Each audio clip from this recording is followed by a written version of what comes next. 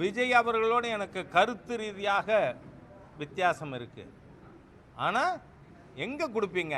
முதல்ல விசாரிக்க வேண்டியது, சஸ்பெண்ட் பண்ண வேண்டியது எஸ்பி ஆஃப் கரூர். நீங்கள் எப்படி அந்த இடம் செலக்ட் பண்ணீங்க? உங்களுக்கு என்ன அழுத்தம் இருந்தது? கம் அவுட் வித் ட்ரூத்துங்கிறேன் நான் எஸ்பியை.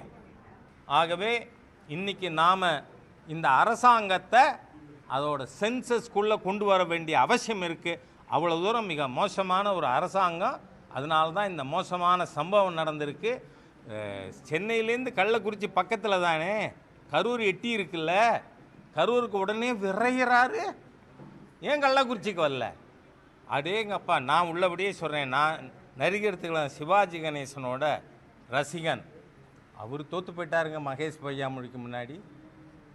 என்ன நாடகம் இந்த திமுகங்கிற மக்கள் விரோத, ஜனநாயக விரோத ஃபாசிஸ்ட் கவர்மெண்ட்டு நாடகமாக போடுறீங்க. அதுவும் வெக்கமில்லாமல் சொல்கிறாரு. முதல் நாளே கரூரில் வந்து செந்தில் பாலாஜி தரப்புலேருந்து டேக் டைவர்ஷன் வந்துதா? அந்த டைவர்ஷன் எடுக்கலைங்கனால இந்த சம்பவம் நடந்ததா? சந்தேகம் வருமா இல்லையா? பாட்டிலுக்கு 10 ரூபான்னு பாட்டு பாடினா என்ன தப்புங்கிறேன் நான். காமராஜர் அவர்களை நீங்கள் 1971 தேர்தலில் திமுக விமர்சிக்காததா? நாடகம் போட்டிங்களே காமராஜர் அவர்களுக்கு எதிராக. காங்கிரஸ்காரன் கேட்க மாட்டான், ஏன்னா எல்லாத்தையும் ஊற்றுட்டாங்க. அதனால் ஆகவே இந்த ஜனநாயக விரோத தீய அரசு இதன் பின்னணி இருக்கா? அந்த இடம் கொடுத்ததே பழுதான நோக்கம்.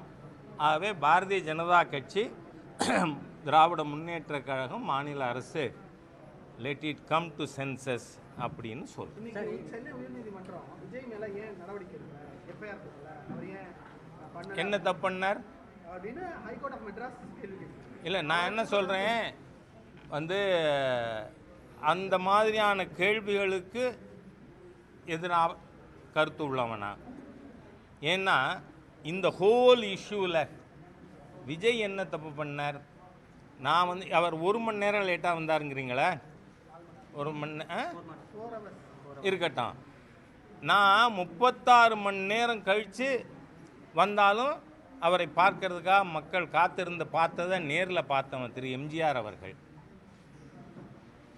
அது ஒரு குற்றம்னு சொல்ல முடியுமா? வர்ற வழியில் வந்து கூட்டம் இருந்திருக்கலாம், அவர் பார்த்து வந்திருக்கலாம், அதனால் தாமதமாக இருக்கலாம். அது வந்து கிரிமினாலிட்டி இல்லை.